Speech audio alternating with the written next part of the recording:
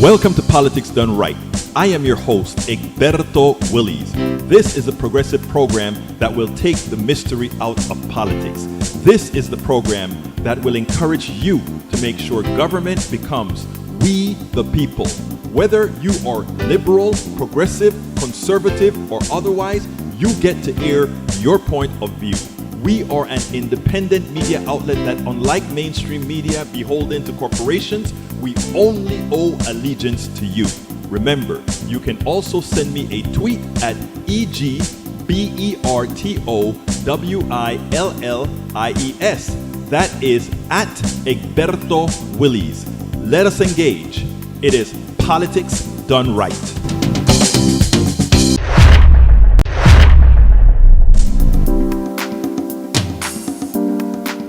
What is that all about? Welcome to Politics Done Right, my dear beautiful people. I am Egberto Willies, your host. Thank you so kindly for being here. And who's here so far? Who has made it in so far? Peggy Lopez is in the house. Breach MCP is in the second house. Breach, thank you for getting that donation train started off. You were the first one. I think you made sure that Houston represented. So we then got contributions from Beaumont. Contributions from Montgomery County. We got contributions from Humboldt, Texas. We got contributions from a couple other places. But it started in New York. Welcome, New York. So that was great, folks. Let's see who else we got here. Robert Davenport says, greetings, progressives. Greetings, progressives. How are all my progressives doing? Great. Don't worry. I love my conservatives too, but we'd like you to put a little bit of progressive butter on your bread. Alistair Waters says, can't chat, but I'm listening. Hey, Alistair, guess what? Bruce was in the house with me today at KPFT inside the studios, and he did a lot of talking on the air here in Houston. If you have the time, remember I'm there Monday, Wednesdays, and Fridays. And anybody in my PDR posse can come on and sit down and have a little chat in the house at KPFT. So folks, Peggy, if you're around, just give me a shout. I'll tell you how to get there. And, you can come and sit next to all of us good people at KPFT and have a chat around the studio table and be on air as well, because you have a lot to say. AVQ is in the house. El Senor Rodnin. And of course, we also have Eric Hayes. And Eric is going to talk about Tulsi now. Eric's going to talk about Tulsi. Let's get busy. The Independent UK. Russia invites U.S. states to secede and join country. Senior Russian lawmakers Alexander Tolmachev has seemingly invited American states to secede and instead join the Russian Federation amid Poland showing support amongst Americans for their states to break away. He cited polls showing Americans wanting their states to break away from the U.S. before calling for any such U.S. state wanting to join Russia to hold elections on the matter. For any conservatives reading this, you're being openly mocked on the international stage. The positions you and other Republicans have taken are so damaging to the nation you claim to have patriotism for that Russian politicians are publicly joking that you are Russian agents. Ha! I remember the t-shirts in 2016 that said, I'd rather be a Russian than a Democrat. This is the end result of that. You sold your nation for a red hat. Wow. That's a good one, Senor Rodnin.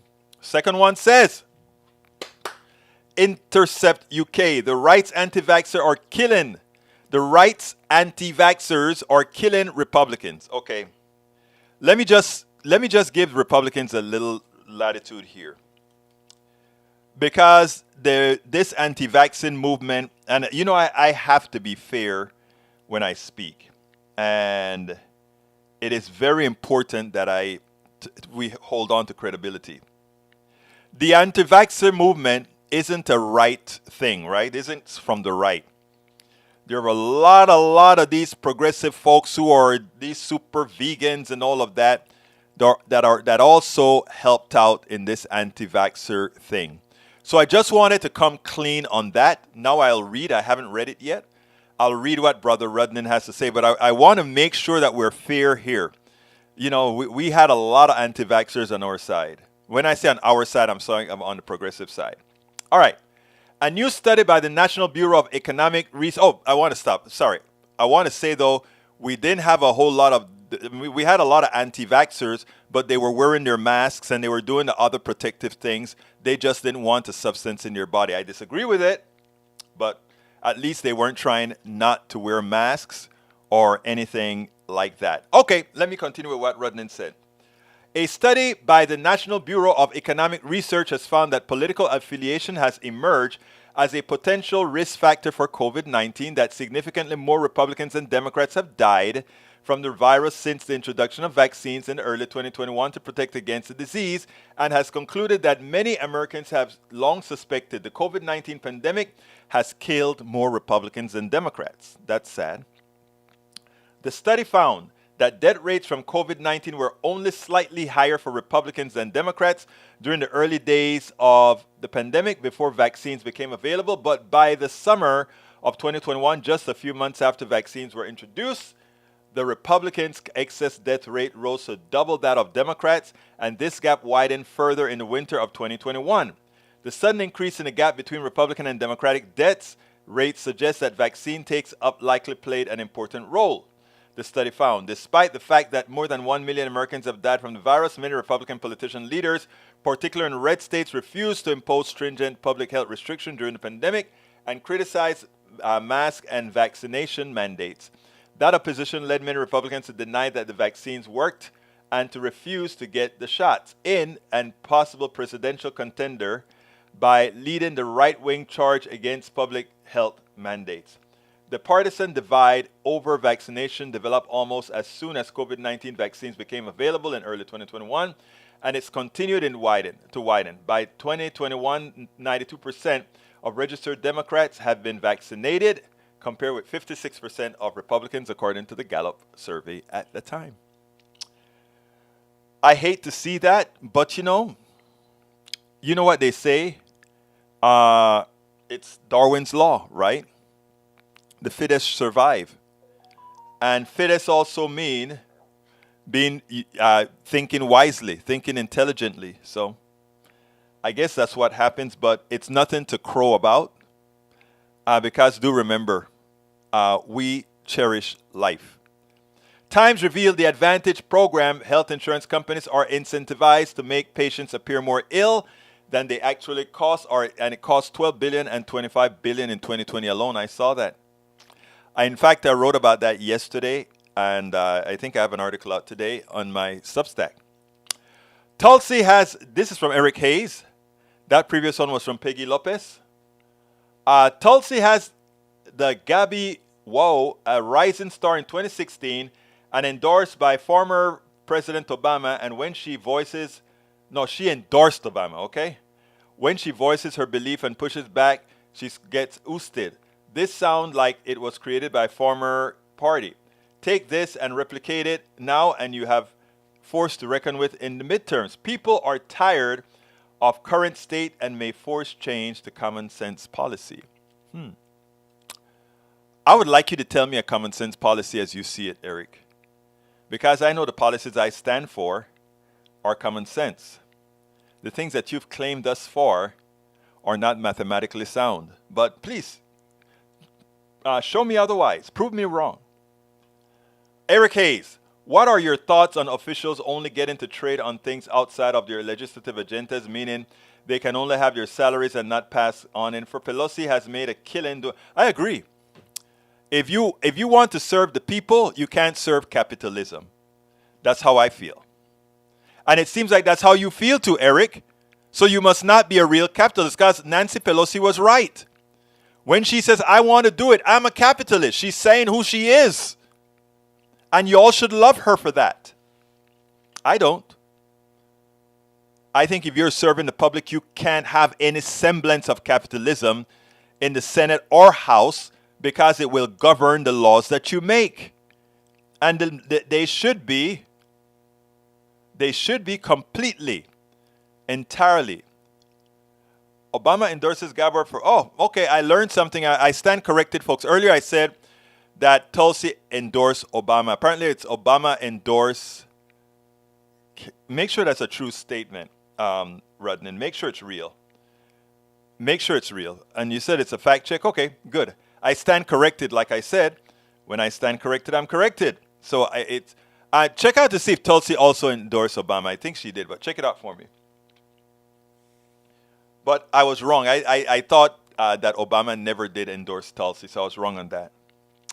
Good afternoon, everyone, says Maywood. Bridge MCP says, hi, Lopez. Eric K says, Egberto, you made the point. She supported Bernie, and that is left as you can get. But now sees there is no common sense policy decision, so Tulsi leaves. No.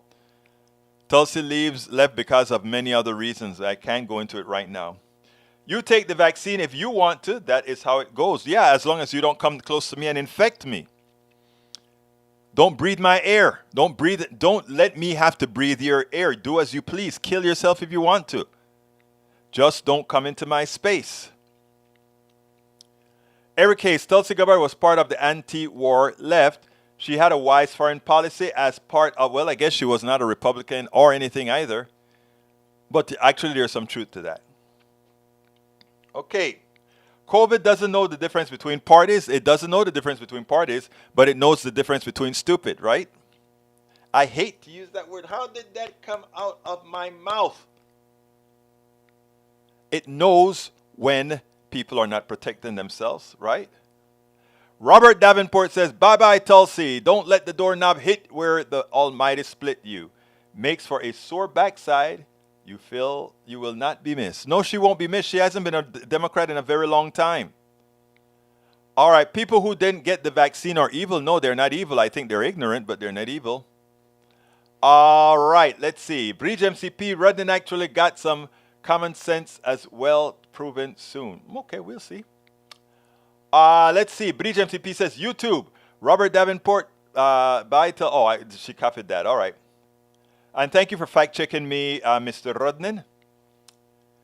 Eric K. says she is two-faced. No, you don't like her? Come on now. Or are you talking about Nancy? I don't know. Obama endorsed her. Thank you, Eric. And yeah, Rodnan looked it up, and that is a fact. So I stand corrected. Egberto says Fauci, Mr. Science for president. No, I don't want Fauci. Fauci too old to be president. Melanie Keelan is in the house. She says, hello, everybody. Michael Rodnan says, COVID death rates are affected by mask wearing and vaccination. It's only Republicans who stood against those measures. True. No. There were Democrats who stood against anti-vaxxers. I had to go through a lot of those. So I'm just saying. But I'm saying these same anti-vaxxer Democrats wore masks. They believed in protecting themselves. They just didn't want a vaccine in their body, which I oppose. But as long as they stay out of my space, it's fine. Carl Cox, the liberal progressives like Sanders Warren, AOC, don't use their political office for personal gain. True. Egberto, pardon, I couldn't find Tulsi Gabbard endorsing Barack Obama. I'll look at it some more. Thank you. I thought that's what I heard on NPR, but I could be wrong. So no biggie. We can check on that later. Anyhow, let's go to the first video of the day, and it has to do with West Virginia governor getting a pass, as usual. So let's talk about what you would do to bring down inflation and to bring up worker participation without increasing joblessness. You have a background in business, obviously, at the Carlyle Group. Actually, Friday's jobs report. That's not the one that I wanted to play. I don't know why that one played. I thought I had. Let me see if I have that put away somewhere. The Virginia governor. Come on, man. Did I screw that one up and not save it? There is a possibility that I didn't save that one. Huh. Could that really be possible that I didn't save it? I need to find it. And it seems like that particular one wasn't saved. Okay, I tell you what. Let me play Psaki as I figure a few things out here. Let's go ahead and play Psaki. Jen Psaki has a message for Mandela Barnes where she thinks he could have handled certain questions a bit better. But I think this should extend beyond Mandela Barnes because even Bernie Sanders said it. We have to stop being that one-person pony. We have to stop being that one who says, wait a minute, it's abortion, abortion, abortion, or it is democracy, democracy, democracy. or it is Gen 6, Gen 6, Gen 6. It has to be all of the above in a coherent message that ties them all together. I mean, if you want to stretch abortion when you're fighting in areas where women are concentrated on that issue, concentrate on that issue, but have the surrounding cast always ready. I think it's important for that. And here's Jen Psaki in the way she said it. In Wisconsin, Republican Senator Ron Johnson, like many Republicans, is trying to put the focus on crime. Take a look at this recent exchange from a debate. Whenever I see a police officer, I go up to him and I say, thank you for your service. And if I have time, I say, please don't be dispirited by the loud few who are trying to defund you. I'm sure he didn't have the same interaction with the 140 officers that were injured during the January 6th insurrection. And let's talk about the 140 officers that he left behind because of an insurrection that he supported. Brendan, what do you make of that point, counterpoint? Well, crime is a big issue, and we talk a lot about inflation, we talk about abortion. Most Republican candidates are running on crime, and particularly in Wisconsin, it is working to devastating effect on Mandela Barnes. Republicans, Ron Johnson is someone who should be very vulnerable, but he has been hitting this crime issue, and in some places, it's just going to work better than others. And in Wisconsin, it is working. I asked somebody, a plugged-in political operative in Wisconsin, why is it working so well there? He said one word: Kenosha. Jen? I would say I agree with Brendan that crime is an issue that Democrats have to speak to. I think there was a missed opportunity there for Mandela Barnes. When he talked about the insurrection, I think that was a little disconnected from what people in Wisconsin are feeling. I mean, crime is up in Milwaukee. If I were him or advising him, which I'm not, I would say you should have made it about the use of gun violence and the fact that your opponent has done nothing to address gun violence, and that is what is showing rising crime in Wisconsin, because that's what people are thinking about with their fears when they go out their door, less the insurrection. That is why she's good at what she's doing, and she's absolutely right. You need to go where people are. They see the guns being used. Give them who caused those guns to be used, who allowed those who have those guns to have them. By having manufacturers flooding the area with guns, whether it's they who bought it or they who bought it from somebody who bought it from somebody who bought it from somebody, it is their policies that ensures the entire region, the entire darn country is flooded with guns. You have to put the blame where the blame belongs, from healthcare to safety to family leave, all these things. You have to say you can't believe in family values and believe this. You can't believe in having less criminality and do this. You have to be on point. You have to be aggressive. You have to be decisive, and you have to be assertive. And you don't ever be defensive. Always be on the offense. We spend a lot of time. Always be on the offense. Okay, let's see what else we got here. All right, para ver. Today's LA regular council meeting video from 32 minutes. Thank you. You have to tell us what's in that video, buddy, because I can't play it right now. I'd love to know what's in it. It's probably really, really heady, which, calling me, what's the word she used? Mi changuito? Mi changuito. Oh, boy, you got to be careful about that. You see, I understand you know what is so funny? I'm going to tell you guys something. The lady was very racial, right? I'm talking about this, the councilwoman in LA, where she said, "Oh, that white guy, he's with the blacks," or it was funny the way she said, or the white guy who had a black son. She claimed, "Oh, he's trying to raise his son like a white kid. I need to take him to the side and beat up on him," or something like that. She said, and then she called him a little changuito, right? And believe it or not, while everybody concentrated on the changuito portion, right? I don't know if they understand Latin culture on how I'm gonna tell you something, right? And don't take this wrong, whoever is listening on whatever side. Like in Panama, I just realized that the slangs that we use in Spanish in Panama when we're referring to people, friends and families and all of that, we're all mixed up out there. It would be completely irresponsible in the United States. I think about how we address people in Panama. You know, it's like, well,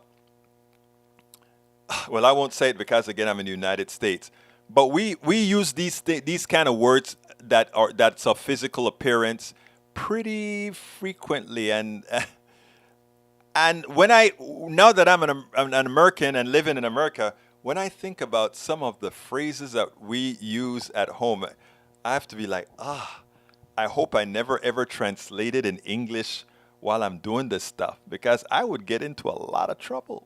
Mucho problema. All right, I don't know why I digressed and said that. It's just that when E2247 showed that, I just wanted to say that. All right, continuing. Let's see. We got Eric Rudnan says, Eric Hayes is just another conservative who prefers gut feelings to fact. You know, it's a lot. Daniel Lado says, a new study shows Muslims leaving the Democratic Party in droves.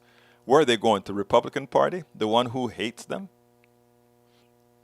You know, I mean, I find it amusing when I hear Latinos. Let me look. Latinos are like America. There are black Latinos, white Latinos, Asian Latinos, mixed Latinos, every kind of Latino there is. So when I see people classify as Latinos, I find it amusing. I have a piece on Latinos that I taped from Tiffany Cross that I'm going to play from a professor, because this thing about Latinos switching and all that kind of stuff, I think what you're missing is Latinos just following the nature of the country. But that's for another day. As far as Muslims running out of the Democratic Party, I don't know what they're running to. It would be curious. All right, Lee Grant says, bid issues in LA over racism. Seems the ghettos and barrios have a lot of friction. I'm glad you brought that up. Because that is how white supremacy works. Notice what you just said. And you are so right. And I try to be a bridge, right? And let me tell you why. As a black Latino, somebody sees me, they just see a black dude.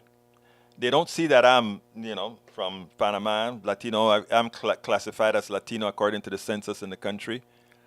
And black Latino, that is. Now, I see, and I've seen this myself, where they get minority set-asides, set-asides for people of color, people that are underprivileged, right? And then it's just a little piece, a little crumb that gets set aside in county government or these different types of governments. And then the people that whoosh down to get that food are blacks, Latinos, Asians, but mostly blacks and Latinos because, that's just how it turns out. And because they are fighting for something that was created for them, what happens is they fight among each other so that one person doesn't get the advantage. It's a perfect operation. I said white supremacy, right? I should also say capitalism, right? Because let me give an example. Mike Cisak, let me see. Let's say Mike Cisak and all these other, Mike Cisak, Daniel Lado, Michael Rudnan, May Wood, Robert Davenport, we're all in this boat, this same boat, right? But what white capitalist supremacy, I notice I use that, I wanted to use the two of them interchangeably. And this has nothing to do with white people. White supremacy, that is what folks don't understand. And I'll have the black intelligentsia coming down and busting my head for saying this. But white supremacy has little to do with white people. People don't like to hear when I say that. Because Robert Davenport, May Wood, Mike Cisak, Daniel Lado, and Paul Fleming, we are all in the same boat and we are all slave to the system.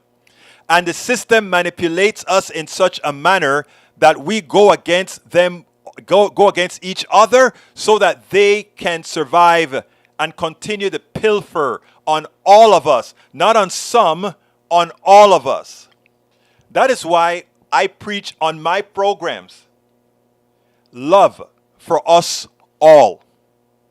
That is why I don't hate the Trumpists. I don't hate the conservative. I don't hate any of these guys. And when I genuinely say I love these folks because I understand what's going on. And for me not to do so,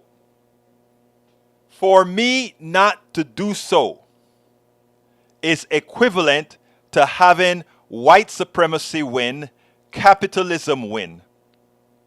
I hope you understand exactly what I'm saying there because it's very, very important. What I said there is extraordinarily important. I can't hate anybody in this room. Anybody. Because for me to do that, for me to wish harm or whatever on any of these folks, mean that I have allowed the system to win. So going back to Brother Lee Grant, the fight between the ghettos and the barrios. Notice I always talk about uniting the ghettos, the barrios, and Appalachia. It's a false fight. And why don't you have Appalachia included in there? You know why? Because Appalachia is a segregated white America of dysfortune that nobody really talks about. You don't see them on the TV. You don't see the ghettoification. You don't see any of that that happens in West Virginia, Ohio, Pennsylvania, and all these places. You don't see it on TV. But you go there, and it looks no different than the barrios and the ghettos, but it's hidden away because in order for you to believe in white supremacy, you have to believe that the condition is not created by economics, it's not created by laws, that somehow it is inherent to those people. And what is the truth? Is that it is all manufactured. So all of you that are in the room, my lefties, my righties, my Trumpists, my otherwise, that's why the love is genuine. Absent it not being genuine, everything that I talk about and preach about makes absolutely no sense. I hope you get what I'm trying to put out there, Brother Grant. I hope you get it. And that friction is what white supremacy is what creates that friction, brother. And that is what I want to be a part of blowing apart and bringing folks together in that regard and saying, no, don't fall for it. Don't fall for it. Do not fall for it. All right. Let's see. British couldn't find her endorsing Obama, but did find her says Obama is doing his bidding. So I think she did. All right. Thank you, Breach. Michael says, as just about any European about Bernie Sanders, they'll tell you he's a centrist. Yeah. It's just that the right has moved so right? Robert Davenport says, Tulsi had delusions of being Joe Manchin, but oops, she was not in the Senate. Doesn't have any clout to be policy power broker. Exactly, and she didn't know how to build coalitions. You have to learn how to build coalitions. Lee Grant says crime is a big issue this election. All lefties can do is blame guns. Yeah, not only guns, but policy. Lee Grant, policy. Look, if I have a place for a kid to play basketball, have a hot meal after school, have programs where we can sit down and do stuff, that is one less kid on the street whose parents have to work 2 or 3 jobs because we have a failed economic system. So I could create programs that kids love. Look here, that guy that you like to look on TV, those 15 and 16-year-old thugs that you look on TV, that you show on guns and blowing caps in people, right? Have you ever spoken to one of them? Let me tell you, I have.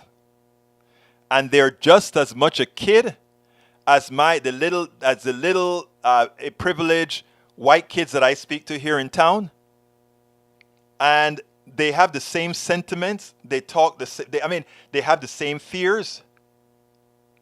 But they also have a different economic reality. And I've spoken to these kids.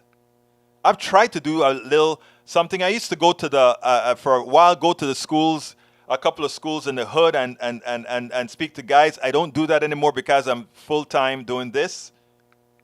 But I've spoken to, but there are a lot of other people that are trying to do this kind of work. It's amazing how they think so alike, but their outcomes are so different. And again, so when you say we blame policy on the crime rate, yeah, gun policy, economic policy. I could go into the middle of the hood, create an activity that several thousand kids participate in every day, and it costs less than the ones of those kids that are going to get locked up. But you sell that, you're called a bleeding heart liberal, and people take you for granted. But it works. Clinton proved that midnight basketball worked. The Republicans laughed at it. Midnight basketball worked. But you know, like I said, most of the people laughing at it and not supporting it are simply ignorant. But those who are telling those people to laugh at it and to think it's insignificant, they are evil. So when Eric Hayes and all of that spew words, I can't hold it against them. They just have a different family of trust that they listen to. Right? So we got to let's get it right. Let's see what I can do here. Come on, get ready. All right, let's see what else we got here. Lee Grant says, Mike Grant said, Lee Grant, the desperation that comes from poverty is a primary cause of crime. Led into drinking water secondary. Guns are just the lead-in tool for crime and homicide. Thank you. Rudnin, it couldn't be said any better. The guns are the tools for the bad policy that we have, for the bad water that we have. Thank you.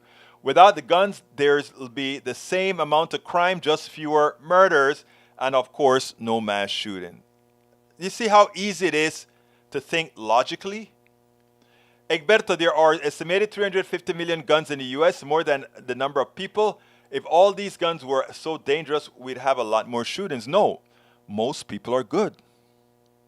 Most people are good people. I've said it all the time. I don't think there's anything inconsistent there. A leaked recording of crude racist comments resulted in the president of LA resigning from the post. Yeah, I got that. We spoke about that yesterday. Lee Grant, we stand alone with the developing world when it comes to mass shootings. Mass shootings on a daily basis are a wholly American problem. True. Absolutely true. What else we got here? Mike Cisak, Bridge MCP, that is without ever getting a pay raise during the 40 years. That's a minimum $15 for 40 years. The nearly $1 million at 7% will then give you nearly $70,000 K. No. Oh, Lord. I did all these calculations with Richard Wolff, economist Richard Wolff. If we were to eliminate Social Security taxes and people saved it on their own, first of all, the stock market for the average American isn't 7% growth. But even at 7%, you won't cover it. It's math, and I know the formula. Thank you so kindly. I know the formula. I know the reverse authorization formula and back. And Robert Davenport, you are absolutely right. That's why I shut my mouth up when I was about to add some additional things. This is not Panama. This is LA. You're absolutely right. I will never dispute that. And not only that, when you're in Rome, you do as the Romans do in this case. So what I said is, in Panama, Lord have mercy, a lot of us would have been in trouble here in the United States. But we came here and we understand the culture. So you're absolutely right. Michael Wren says, Muslims aren't likely to forget Trump's Muslim ban anytime soon. Mike Cisak, minimum $15 per hour. I don't know what that's about. Paul Fleming says, Alex Jones must pay $976 million to the Sandy Hook victims, money he does not have. He's hiding a lot of money overseas from what I understand. We'll see what happens. Mike Cisak says, do you still stand by comments you made about reallocating money away from the police? defund the police activist and Wisconsin Democrat Mandela literally walks away without answering. All right, let's put this away. The problem why you can't really go out and just say defund the police, and Mandela shouldn't either, is because of shallow thinkers. We send the police when somebody is in a psychological crisis, in a psychiatric crisis. We send the police, all right? Suppose, instead of sending the police when somebody is in a psychological crisis, which normally, often, especially if they're a person of color, will get them killed, instead of sending the cops to that kind of call, if we send somebody trained in doing that, we don't need the funds for that extra police that would be on call to do that. That is what defund the police is all about, right? Take away all the jobs that police shouldn't be doing and relegate them to do what they should be doing, where they need a gun, where they need to protect somebody, etc. That's what it means. But when you have a group of people who are willing to lie at all cost, then you have to explain. And then the parlance in politics is, if you are explaining, you're losing. Henceforth, politicians should never use defund the police moniker. They should use instead of sending police, send psychiatrists to homes without talking about the money. The money will take care of itself. Give them less because they need less manpower, etc. All right, let's see. What surprises me is that after Trump saying Mexico sending us drugs, crime, and rapists, it surprises me that there are so many Latino conservatives who stand with Trump. Let me explain. I speak to them on TikTok quite often as well. In the Latin parlance, if you think, okay, we always talk about self-hate. In the Latin parlance, a very, very famous phrase is "se está mejorando la raza." And it goes this way. Anytime an indigenous Latino, meaning not a blue-eyed blonde Latino, because you have blue-eyed blonde Latinos, but anytime an indigenous-looking Latino, from very light indigenous all to black indigenous or all just black Latino, there's this phrase that has been used for a very long time. And it says this. If, let's say, you're a indigenous Latino marrying a white person, or a black Latino marrying a white person, the phrase they use is, así está mejorando la raza. That's the phrase they use. Sí, ella se está mejorando la raza. Okay? What that always meant is, she's improving the race. That's white supremacy, right? But it's inculcated into the minds of many, irrespective of race. The class that was the master is what people with self-hate strive to be. So when you see that, there are a lot of Latinos with Trump, and the thing about it is Trump accepts those particular Latinos as well, right? They feel a cut above. Se está mejorando la raza. And that's where it comes from. You whisper in the ears of any Mexican and ask them if they ever heard the phrase mejorando la raza, and ask them what it means. Ask a Dominican if they know what that means. Panamanians, it's a bit different because while we have a lot of colorization in Panama as well, it's a more benign form of colorization, except in the town in Colón and some parts of Bocas del Toro, where they just let those towns kind of go to hell. So, I mean, that's the reason why, Rudnin, you shouldn't be surprised. It's something that we all expect. Egberto Willis, I think Latinos voting Republican is some kind of a male thing. Can't explain. Well, there's also a black thing with black males. And in fact, Bakari was talking about that. Did I put that one in? I think I don't remember. I think I played it yesterday, but Did I play it yesterday? I think I played it yesterday. The one, yeah, I think I played it yesterday. Um, oh no, yeah, I did play it yesterday. I did play it yesterday. So that's the answer. All right, let's see what we got. We got to do better. E2247, we are going to do better. That's why we're doing politics done right. Mike Cisak, you mean black supremacy? Huh? Please explain that to me. I've never heard that one. I would love to know what you mean by black. You know what, Mike Cisak? You should call into my show at KPFT, 713-526-5738 at noon, Monday, Wednesdays, and Fridays. I would love you to explain that to me.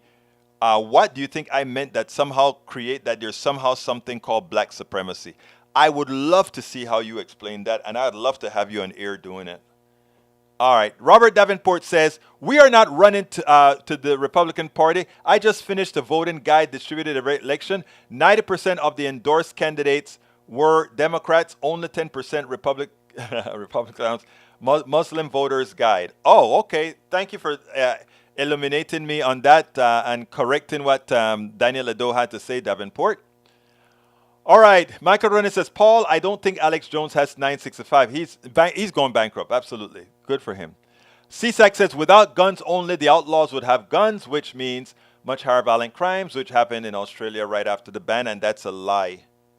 Australia violence rate went down after guns were removed. Most people with guns don't protect themselves from a gun-toting person. They actually kill somebody in their own home or someone they know. Those are the actual truths. And it's hard when you are wedded to lies, Mike Cisak. Still love you, but you're wedded to a lie. All right, Paul Fleming says, LA people don't talk about how poor their own people are. It defeats the purpose of them claiming supremacy. True. That's why they're hidden in Appalachia, right?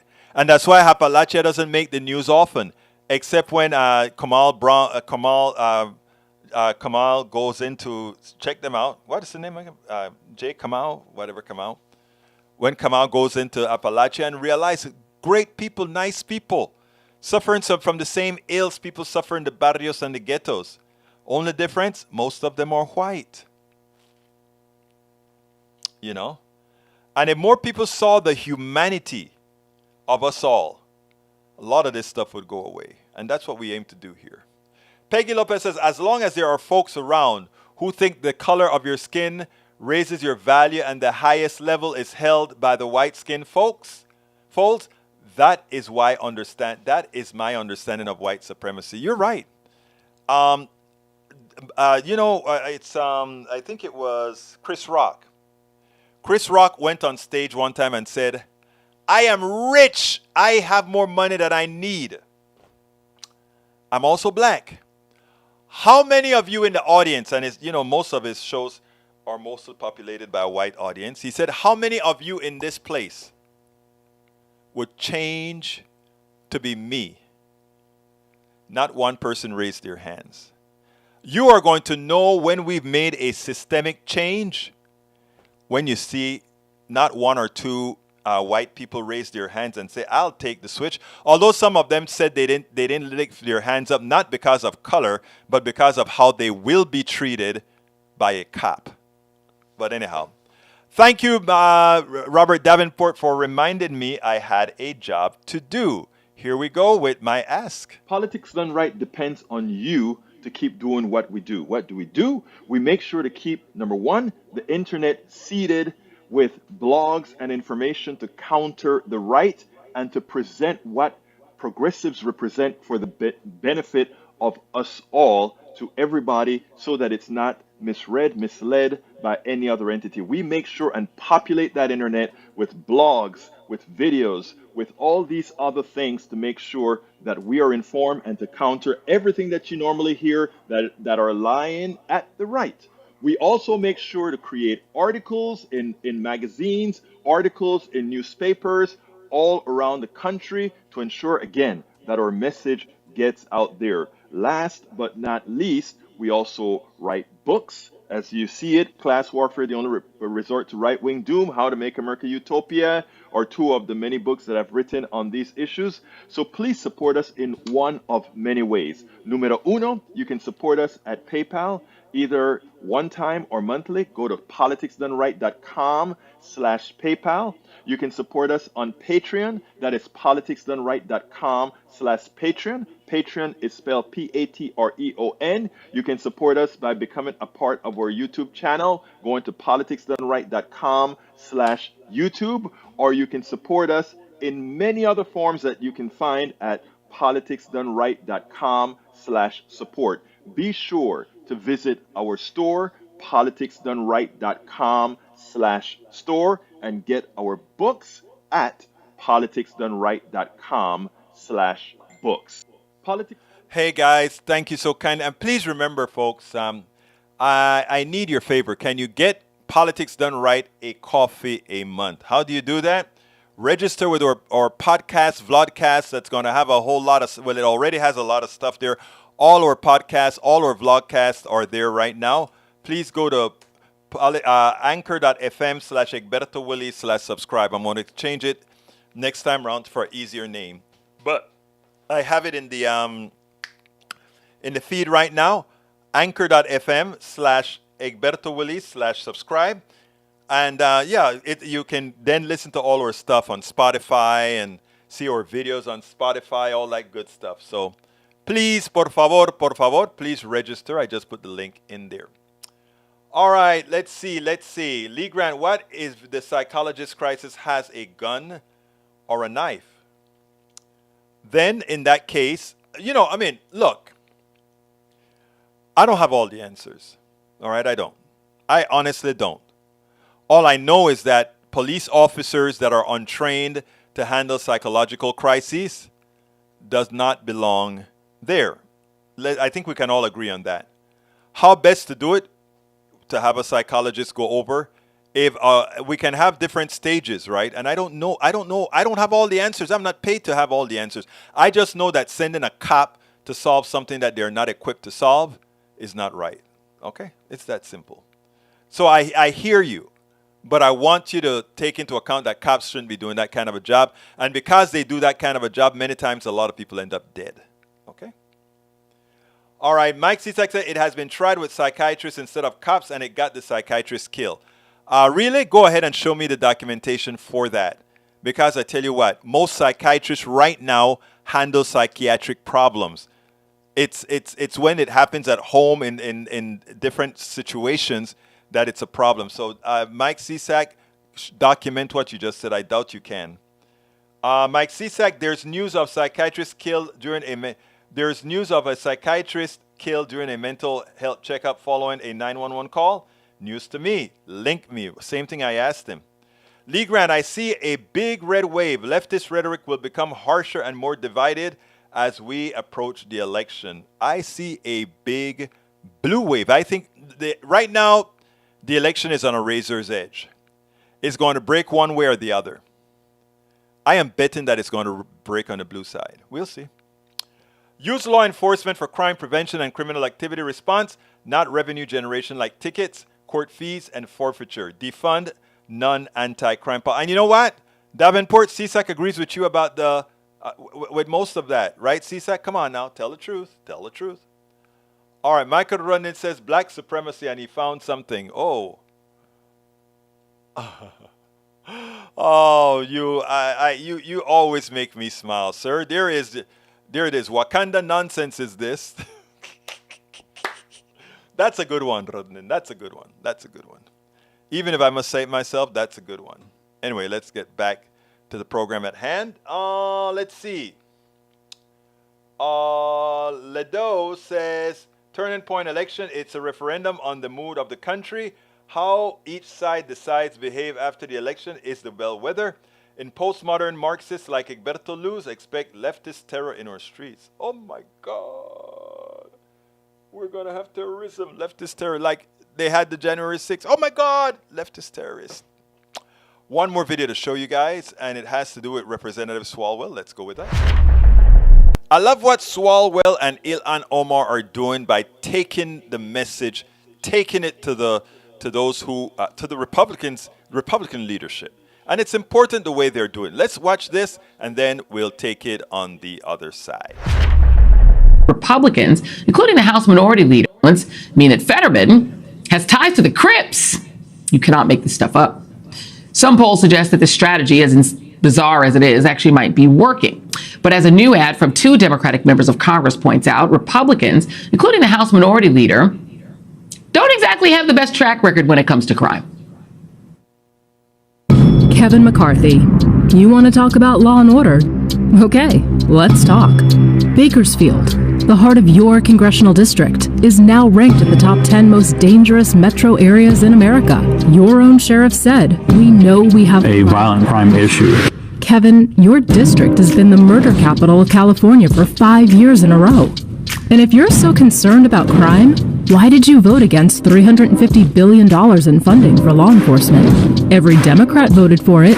When Democrats passed a bipartisan bill to fund local police departments, you didn't even bother casting a vote. Joining me now is Congressman Eric Swalwell, Democrat from California, one of the Democrats behind that ad. The other person behind the ad is Representative Ilhan Omar. So it's a pretty powerful ad pointing out the high crime rate in Kevin's own space. Ouch. How did you and Representative Omar come together to pull this off? It was her idea, Joy, and she wanted to join us tonight. I know she had another commitment come up, but we were talking about it, and Ilhan said, why are we taking this crap from them on defund the police and the racist fear-mongering they're doing when McCarthy has the 5th highest murder capital in the country? He voted against funding police departments. He voted against the most recent grant program that Ilhan and I both voted for. And when it came to the January 6th cops, he rooted for the rioters while the rest of us worked to honor the Capitol police officers. So he's not pro-cop, he's pro-coup, and everyone needs to know that. And I mean, I know that you're friends with a lot of Capitol police officers, so I know you're speaking about people that you have great relationships with. It is interesting that overall crime doesn't rank that high when voters are asked what the most important issue is. It's well below things like the economy and abortion, which is more important, even climate change, things that we push to try to get people to talk more about, immigration. And crime is actually down. The FBI says crime is down. Violent crime is down. So why do you think Republicans are zeroing in on something that is not the top issue for voters, and it's also declining? It's because they don't want to work the problems the American people are facing, Joy. They want to just work for their own power, and they do that through fear-mongering, or they do that through threatening violence. And that's what we've seen all the way through. And that's why it's important that Democrats reclaim many of these values that we've actually legislated on and enacted to help people, like freedom. We're the party that believes every woman should make her own healthcare decision. We're the party that believes your kid shouldn't go to school living in fear of gun violence. We're the party that believes you should be able to vote and have that vote counted. But too often we don't defend ourselves. We put both hands behind our back, and too often it's the upper hand that's really held back. And so I really want us to start pushing back against this nonsense, contrasting ourselves with MAGA Republicans. I think we win on that.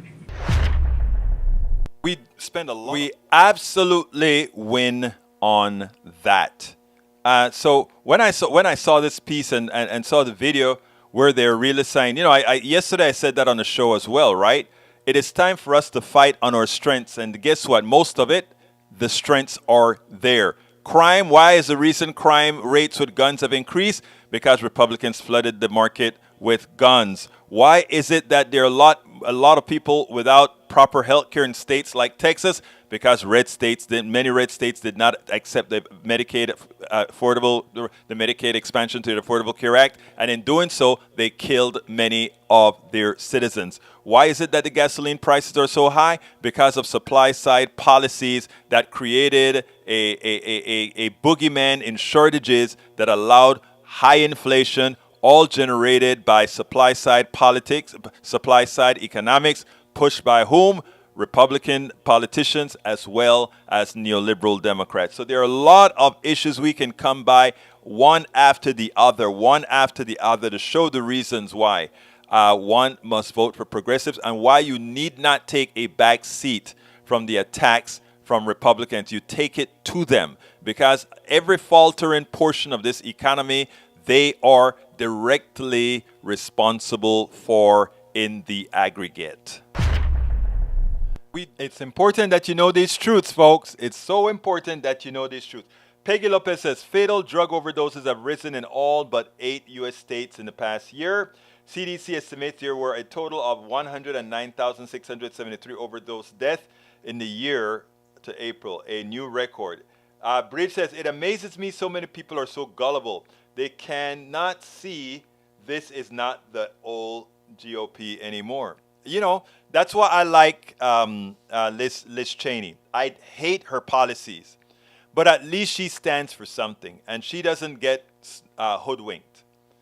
All right, let's see what else we got here. Lee Grant says, there is a high crime rate in many California cities, just like in many Texas cities as well.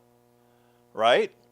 Let's see. Stepping away early, Michael Rudden, you will be missed. Bridge says, Egberto Willis, watch the movie The Woman King. I watched it. I loved it. And yeah, some stuff to be atoned with in that movie, but yes, I loved it. Let's see what else we have here before I go, because we're at the end of the show. So let me see what else is there. Anyhow, look, guys, thank you so kindly for being here. This is my second show. This is my second show of the day. I went to bed late. Let me tell you a little quick story before I leave. You know the site, politicsdoneright.com. Something hit my site yesterday, a bug or something. I don't know what it is. I have to figure it out. But the site went haywire as I was writing my last blog of the night. It's around 11:59. What I did is I worked out earlier, and then I came into the office to do my work. After my workout to finish my shift, right? So I come in here, finishing up that blog. I had to pull something down from a website. The website is all out of whack. And I'm like, great. I had to go in, re-download themes, all that kind of stuff, and put the website back together. Luckily for me, the widgets stayed intact. So after putting the new themes in, I just had to start throwing widgets all over, and I rebuilt the website. There are certain things that still need to be done. But I'm just showing you that because I didn't get a lot of sleep last night because of that. I had to stay up doing all these things with the widgets. When you're in this kind of a business and you're working alone, you are responsible for every aspect of it. The website, the processing of videos, the researching on the material, the reading, and in the case of writing, the writing of books, the writing of articles. This is a real 16-hour job for many people. Actually, it should be more. If I had 2 or 3 people, they probably would be working that hard again. So when I ask to support this, you're not supporting some flojo. You're not supporting like, somebody that's not really doing the things that need to get done. So I ask again kindly, right? Please support progressive media. It's the only way we can get our message out. It's the only way we can change minds. It's the only way. And this isn't something one does for money. And Robert Davenport is absolutely right. Business ownership is brutal, especially a business of this type that is, where you're selling your hope, your respectability, and trying to sell change. So please support us however you can. politicsdoneright.com/support is the all-encompassing way to support us. politicsdoneright.com/PayPal if you want to do a one-time or several times support. politicsdoneright.com/PayPal. Or I need patrons right now. politicsdoneright.com/Patreon. But also, please consider subscribing to our new blog that we are populating with everything, and that is at anchor.fm/EgbertoWillies/subscribe. I couldn't do this for all these years without having your support. So I continue to ask for your support to keep Politics Done Right on air, both here and at KPFT. This is entirely volunteering, doing this entirely. So we can't do it without your support. My name is Egberto Willies. This is Politics Done Right. And you guys know how I end this baby. I am what? Out.